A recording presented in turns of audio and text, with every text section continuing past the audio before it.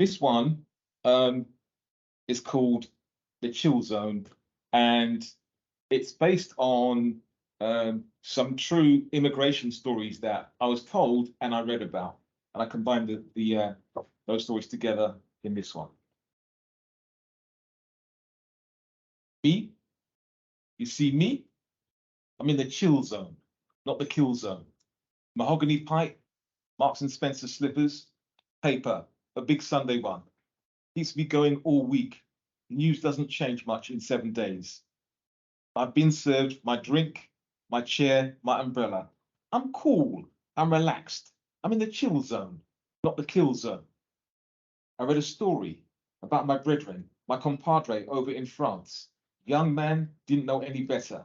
They call him Spider-Man. Climbed up 4 flights on the outside of a building to rescue a child hanging on by his fingertips. My man clung on to save a child's life. See how the bystanders with their selfie sticks and Instagram praise him from the scene below? See how quick the main man of France, with his good looks that's never seen rain, so quick to give him citizenship and a job, quick to laud him on a sunny day, quick to ignore the father who left his baby to play on the balcony, quick to ignore that the job they gave my compadre is fireman, a job that involves running into burning buildings and saving lives. Will they give him protective clothing or just assume he's quicker than the flames? Sometimes the papers don't go deep enough for me. I read a story about my brethren just up the road in Manchester, ran into his neighbour's house, was burning to the ground. He tried to save 2 children. I thought he was old enough to know better. Too quick for the fire crews, broadcasters, bloggers, and those out with their selfie sticks. He got taken to hospital, suffering with smoke inhalation. Then he woke up. They gave him the bill. He got home to find out he was being deported. When you go high profile, such is the roll of the dice. I've been here long time. With my weekly paper, any noise, I ignore it. Any commotion, I avoid it. Anybody screaming for assistance, 999 and all of that, I say I don't speak English. Ask me about the quintessential subject of the British weather, I say I don't like Manchester, it rains all the time. I don't like the feeling of water on my head. I come from a place where people get killed for speaking their mind and doing too much. I clung onto the underside of an articulated lorry, spent nights as a stowaway in sub-zero conditions, then swam the rest. I will not be applying for a job as a lifeguard at the local swimming pool. The risks are too great for trying to save drowning children. I sit here, chilling, relaxing, minding my own business. I'm in the chill zone, not the kill zone. Thank you.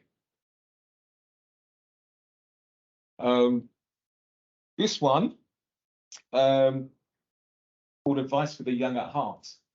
And I wrote it for my son because he's going out with we've been seeing this his girlfriend for 5 years now, and she's of Pakistani origin. And when I was at university, I spent a lot of time phoning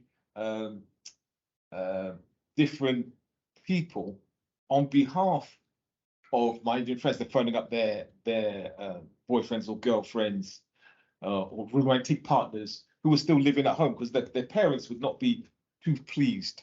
So I wrote this for my son. Basically, I gave him lots of advice, which, some of which he took and some of which he didn't. But hey, they're going to be getting married in a couple of years. They've been talking about wedding rings. So yeah, this is called Advice for the Young at Heart.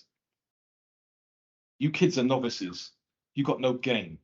First up, change your social media profile. No photos of you and her. Standard. Has she got a burner phone? Pay as you go.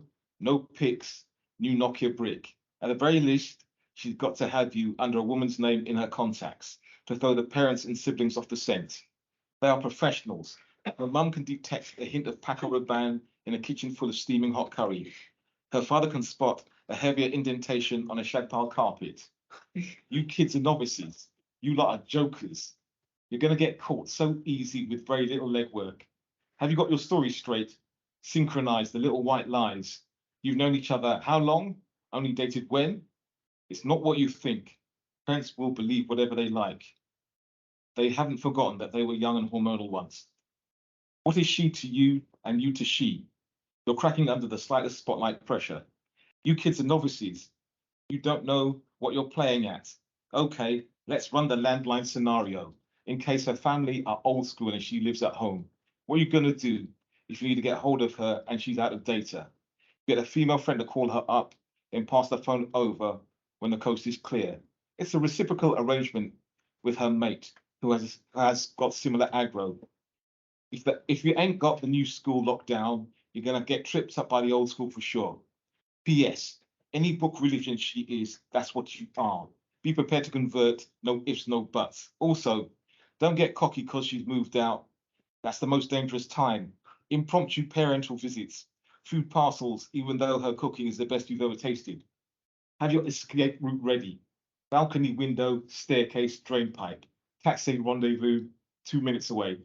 Do a sweep before you leave. Straight undergarments, condoms, toothbrushes, hair. Have a list of bona fide excuses. Be prepared to run.